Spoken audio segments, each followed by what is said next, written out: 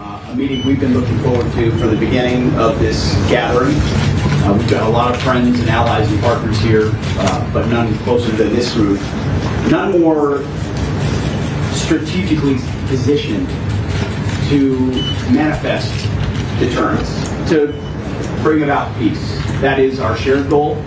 That's what we talk about when the cameras are here. That's what we talk about when the cameras are not here. Yes. Is the cooperation that we uniquely bring together, the coordination, the interoperability, the exercises in the face of what we all would fairly describe as an unprecedented military buildup by China and the requirement of our countries to stand together bilaterally, trilaterally, as a quad to represent our interests and do so strongly in pursuit of peace. We do not seek conflict with Communist China.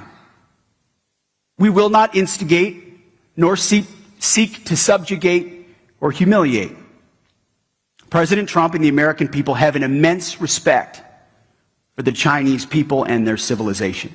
Any attempt by Communist China to conquer Taiwan by force would result in devastating consequences for the Indo-Pacific and the world. There's no reason to sugarcoat it. The threat China poses is real, and it could be imminent. We hope not, but it certainly could be. As President Trump also said in Riyadh, the United States is not interested in the moralistic and preachy approach to foreign policy of the past. We're not here to pressure other countries to embrace or adopt policies or ideologies. We're not here to preach to you about climate change or cultural issues. We're not here to impose our will on you. We are all sovereign nations. We should be able to choose the future we want to build. We respect you, your traditions, and your militaries. And we want to work with you where our shared interests align for peace and prosperity. It has to be clear to all that Beijing is credibly preparing to potentially use military force to alter the balance of power in the Indo-Pacific. We know, it's public, that Xi has ordered his military to be capable of invading Taiwan by 2027. The PLA is building the military needed to do it, training for it every day, and rehearsing for the real deal. Admiral Paparo has spoken very clearly about this on multiple occasions. Again, to be clear, any attempt by Communist China to conquer Taiwan by force would result in devastating consequences for the Indo-Pacific and the world.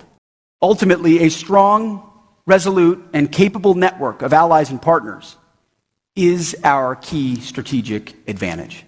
China envies what we have together, and it sees what we can collectively bring to bear on defense. But it's up to all of us to ensure that we live up to that potential by investing. It was the strongest statement yet from the US Defense Secretary since he took office in January. And as we just heard, he was saying that China's threat is very real.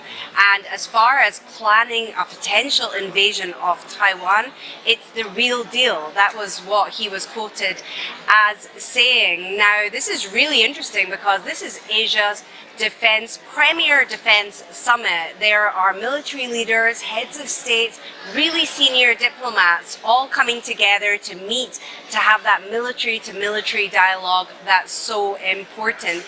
And he really sort of put the onus on powers in the region, in the Asia Pacific, to increase their defense spending in order to try and balance out what China is trying to do and China's increasing influence in the region. He said, look at Europe. Because of Ukraine, all the countries there have increased their defense spending, and Asia needs to do the same. Not only because China is such a real threat, but also because North Korea is in this region as well.